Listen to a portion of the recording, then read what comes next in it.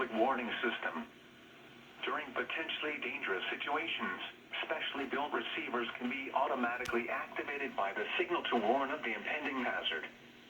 Tests of the signal and receiver's performance are normally conducted by the National Weather Service every Wednesday between 11 a.m. and 12 noon. If there is a threat of or existing severe weather in the area on Wednesday, the test will be postponed until the next available good weather day.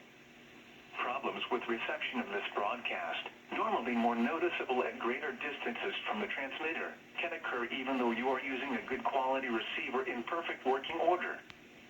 To provide the most consistent and dependable warning service possible, the warning alarm will be activated for hazardous watches and warnings for the following counties: Brazoria, Chambers, Fort Bend, Galveston, Harris, Liberty, Montgomery, and Waller.